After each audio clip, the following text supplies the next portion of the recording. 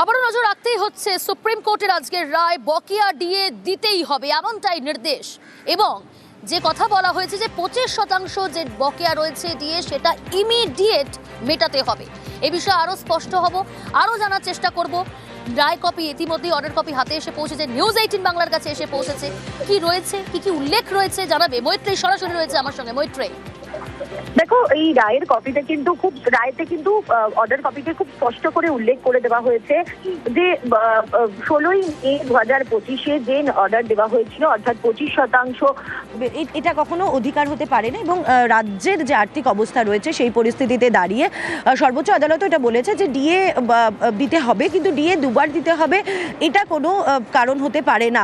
এবং আরও একটা বিষয় রাজ্যের তরফ থেকে আগের বারও আর্গুমেন্টে ছিল যে ফান্ডামেন্টাল রাইটের বিষয়, যে এটা ডিএ ফান্ডামেন্টাল রাইট কিনা। কলকাতা হাইকোর্ট যেখানে বলেছিল ডিএ ফান্ডামেন্টাল রাইট, এবার যেহেতু কোনো পক্ষই অর্থাৎ আবেদনকারী রাজ্য এবং পাল্টা আসা রাজ্য সরকারি কর্মীদের পক্ষ থেকে এই ফান্ডামেন্টাল রাইটের বিষয়ে কোনো বক্তব্য রাখা হয়নি, তারা কোনো আর্গুমেন্ট করেনি, ফলে সেই বিষয়টা বিচার্যের মধ্যে রাখেনি। ফলে কোথাও একটা গিয়ে রাজ্য সরকারের এই জায়গাটাও কিছুটা হলেও ছাড় পেয়েছে রাজ্য। ফলে কিছুটা রাজ্যের অংশ ভাবা হয়েছে এবং রাজ্যের যে আর্থিক অবস্থার কথা সেটাও কিন্তু বিবেচনা করেছে সর্বোচ্চ আদালত, যে রাজ্যের তরফ থেকে বারবার করে বলা হয়েছে এবং সেই কারণে এই কমিটি গঠন করে দেওয়া হয়েছে। মৈত্রেয়ী, এখান থেকে একটু বোঝার চেষ্টা করবো, তবে তুমি সঙ্গে থাকো। 25% ইন্টারিম অর্ডারের কথা বলা হয়েছিল, সেটা ইমিডিয়েট দিতে হবে। আচ্ছা, কমিটি যে কাজটা করবে তার মধ্যে কমিটি যে রিপোর্টটা তৈরি করবে, পার্টিকুলারলি স্টেটের কত ফিনান্সিয়াল ডেফিসিট আছে এবং কিভাবে ইমপ্লিমেন্টেশন করে টাকাটা দেওয়া হবে, এই রিপোর্টটা 6 তারিখের মধ্যে তৈরি করতে হবে, 6 মার্চের মধ্যে। আর এর পরে যে বাকি যে টাকাটা আছে, মানে হিসেব মতো 75% টাকা, তার প্রথম ইনস্টলমেন্টটা 31 মার্চে দিতে হবে এবং কমিটি ওই রিপোর্টটা 16 মে সুপ্রিম কোর্টের কাছে জমা দেবে, 15 মে। ইমিডিয়েট 25% দিয়ে দিতে হবে। হ্যাঁ, ইমিডিয়েট। আচ্ছা, এই রিপোর্টটা কি তৈরি করবে সেখানে, যে কত টাকা ফিনান্সিয়াল ডেফিসিট আছে ওয়েস্ট বেঙ্গল গভর্নমেন্টের এবং এই যে এমপ্লয়িরা টাকাটা অধিকার সেটা কিভাবে দিতে হবে, 10টা ইনস্টলমেন্ট, 3টে ইনস্টলমেন্ট, 2টো ইনস্টলমেন্ট কিভাবে দেবে, সেইটা ওই কমিটি ঠিক করবে। কেন্দ্রীয় হারের ব্যাপারটা তো পরিষ্কার করে বলে, all India consumer price index, যেটা সেই বেসিসে কেন্দ্রীয় সরকার all India consumer price index মেনে দিচ্ছে বলে আমরাও কেন্দ্রীয় সরকারের অল ইন্ডিয়া প্রাইস ইন্ডেক্স যেটা আছে সেইটার বেসিসে চাইছি। এইটা হলো আমাদের কেস। কমিটি গঠন করে দেওয়া হয়েছে সুপ্রিম কোর্টের তরফ থেকে এবং সেই কমিটি গঠন 6 মার্চের আগে। এবং বেশ কিছু তথ্য সামনে উঠে আসছে যে কমিটি ঠিক করবে, কমিটি সিদ্ধান্ত নেবে যে বাকি 75% বকেয়া কত মেটানো হবে, কিভাবে মেটানো হবে, কত দিনের মধ্যে মেটানো হবে, এ বিষয়ে জানাবে মৈত্রেয়ী রয়েছে আমার সঙ্গে। একটু বোঝার চেষ্টা করবো মৈত্রেয়ী, যে কমিটি গঠন করা হলো সেই কমিটিটি কোন কোন বিষয়গুলো খতিয়ে দেখবে, কি কাজ হবে মূলত এই কমিটি? কাজও কিন্তু বেঁধে দেওয়া হয়েছে। এই কমিটির প্রাথমিক কাজ হবে হচ্ছে রাজ্যের আর্থিক অবস্থার কথা বিবেচনা করে টোটাল যে বকেয়া, অর্থাৎ এই 75% বকেয়ার মূল অর্থটা কত টাকা হয় সেটা চূড়ান্ত করা এবং সেই বকেয়া টাকাটা কিভাবে রাজ্য সরকার মেটাবে, অর্থাৎ কটা ইনস্টলমেন্টে তারা মেটাবে সেটা চূড়ান্ত করে দেওয়া এবং এই টাকা যে সময় দেওয়া হচ্ছে এবং মেটানো হচ্ছে সেটার উপর নজর রাখা, এই সবটাই কিন্তু এই কমিটির দায়িত্বের মধ্যে পড়বে। এই কমিটি 6 মার্চের মধ্যে গঠন করতে হবে এবং 31 মার্চের মধ্যে যে কমিটি ঠিক করে দেওয়া যে টাইমলাইন রয়েছে, অর্থাৎ যে আলোচনার সাপেক্ষে তারা যে টাইমলাইন করছে তৈরি করে দেবেন, সেই টাইমলাইন অনুযায়ী প্রথম কিস্তি 31 মার্চের মধ্যে বকেয়া 75% যে প্রথম কিস্তি সেটা দিয়ে দিতে হবে।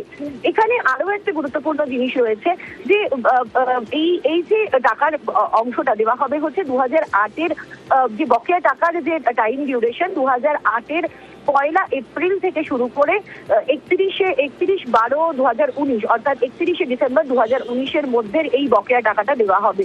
ফলে এর মধ্যে 25% ইমিডিয়েটলি দিতে হবে এবং 50%-এর প্রথম কিস্তি ঠিক হবে কমিটির মারফত, সেটা 31 মার্চের মধ্যে দিয়ে দিতে হবে রাজ্যকে এবং এই গোটা কমপ্লায়েন্স রিপোর্টটা 15ই মের মধ্যে সর্বোচ্চ আদালতে জমা দিতে হবে। মৈত্রেয়ীর সঙ্গে থাকো, কর্মচারী সংগঠনগুলো কিভাবে দেখছে এই রায়কে? আমরা জানতাম যে এই রায় আমাদের পক্ষে আসতে চলেছে, কারণ অধিকারটা স্বীকৃতি লাভ করেছে। 31 মার্চের মধ্যে 25% মেটাতে বলা হয়েছে।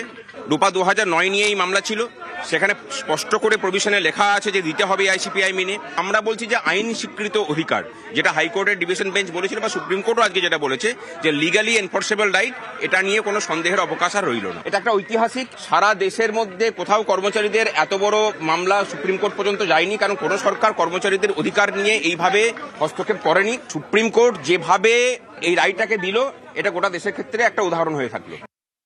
অবসরপ্রাপ্ত কর্মচারী সমাজরা আর মাত্র 2 মাসের মধ্যে 25% ডিএটা পেয়ে যাচ্ছে। এটা আমাদের কাছে সত্যি একদম মারাত্মক খবর বলেই আমরা মনে করছি। আমরা ভেবেছিলাম যে এই রায় যদি কর্মচারীদের বিপক্ষে যায়, আমাদের যে 10 বছর ধরে লড়াই 2016 সাল থেকে এই 2026 সাল পর্যন্ত, এই অভূতপূর্ব রায় আমরা কর্মচারীদের কাছেই আমরা যে উৎসাহ একদম উৎসর্গ করছি। আমি আবারও কথা বলবো, মৈত্রী রয়েছে আমার সঙ্গে। মৈত্রী, এদিকে রাজ্যের 2 আবেদনকেই মান্যতা দিল শীর্ষ আদালত। এক, যে ডিএ মৌলিক অধিকার নয়, আর এদিকে বছরে 2 বার নয়, একবারই ডিএ। এই বিষয়ে কি জানালো, কি পর্যবেক্ষণ সুপ্রিম কোর্টে? দেখো, ডিএ বছরে 2 বার দেওয়া হবে না সেই বিষয়ে সর্বোচ্চ আদালত জানিয়ে দিয়েছেন যে এভাবে এটা বলে দেওয়া সম্ভব নয় যে ডিএ বছরে 2 বার করেই দিতে হবে। ফলে সেটাতে তারা রাজ্যের তরফে মত দিয়েছে এবং মৌলিক অধিকারের যে প্রশ্ন ছিল, কলকাতা হাইকোর্ট যে বিষয়ে রায় দিয়েছিল সেই বিষয়টি এবার সর্বোচ্চ আদালত বিবেচনা করেনি বলে সর্বোচ্চ আদালতের তরফ থেকে জানানো হয়েছে। তার কারণ কোনো পক্ষে রাজ্য সরকার বা রাজ্য সরকারি কর্মীদের কোনো পক্ষ থেকে এই ফান্ডামেন্টাল রাইটস এর বিষয়ে তারা বক্তব্য রাখেনি বা তারা আর্গুমেন্ট করেনি, সেই কারণে এই বিষয়টিকে বিচার করেনি সর্বোচ্চ আদালত বলে তারা জানিয়েছে। সঙ্গে থাকো মৈত্রী।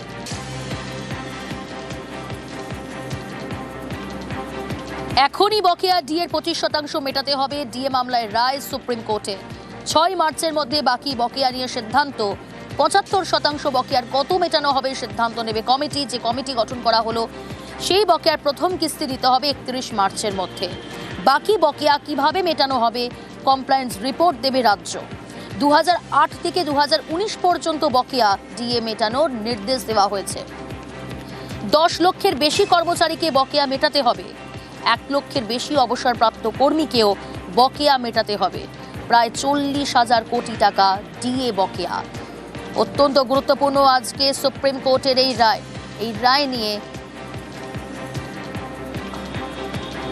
এই রায় সুপ্রিম কোর্টের বকেয়া দিয়ে 25% এখনই দিতে হবে। এই রায় নিয়ে শুভেন্দু অধিকারী কি বলছেন শোনাবো আপনাদের।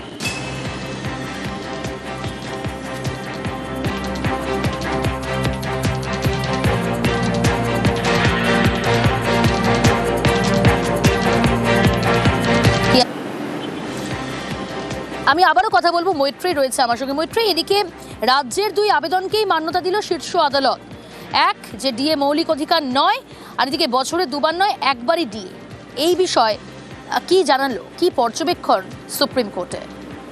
দেখো, ডিএ বছরে 2 বার দেওয়া হবে না সেই বিষয়ে সর্বোচ্চ আদালত জানিয়ে দিয়েছেন যে এভাবে এটা বলে দেওয়া সম্ভব নয় যে ডিএ বছরে 2 বার করেই দিতে হবে।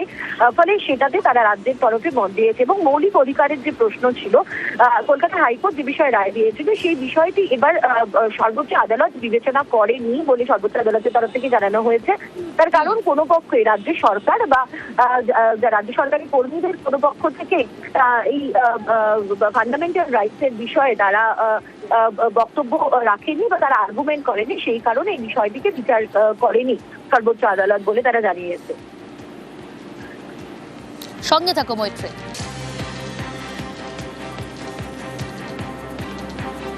এখনই বকেয়া ডিএর 25% মেটাতে হবে। ডিএ মামলায় রায় সুপ্রিম কোর্টে। 6 মার্চের মধ্যে বাকি বকেয়া নিয়ে সিদ্ধান্ত। 75% বকেয়ার কত মেটানো হবে সিদ্ধান্ত নেবে কমিটি। যে কমিটি গঠন করা হলো, সেই বকেয়ার প্রথম কিস্তি দিতে হবে 31 মার্চের মধ্যে। বাকি বকেয়া কিভাবে মেটানো হবে, কমপ্লায়েন্স রিপোর্ট দেবে রাজ্য। 2008 থেকে 2019 পর্যন্ত বকেয়া ডিএ মেটানোর নির্দেশ দেওয়া হয়েছে। 10 লক্ষের বেশি কর্মচারীকে বকেয়া মেটাতে হবে। 1 লক্ষের বেশি অবসরপ্রাপ্ত কর্মীকেও বকেয়া মেটাতে হবে। প্রায় 40,000 কোটি টাকা ডিএ বকেয়া। অত্যন্ত গুরুত্বপূর্ণ আজকে সুপ্রিম কোর্টের এই রায়। এই রায় নিয়ে, এই রায় সুপ্রিম কোর্টের বকেয়া দিয়ে 25% এখনই দিতে হবে, এই রায় নিয়ে শুভেন্দু অধিকারী কি বলছেন শোনাবো আপনাদের।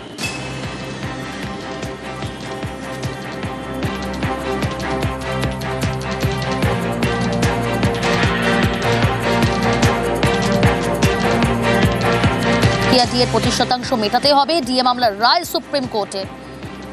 6 মার্চের মধ্যে বাকি বকেয়া নিয়ে সিদ্ধান্ত। 75% বকেয়ার কত মেটানো হবে সিদ্ধান্ত নেবে কমিটি।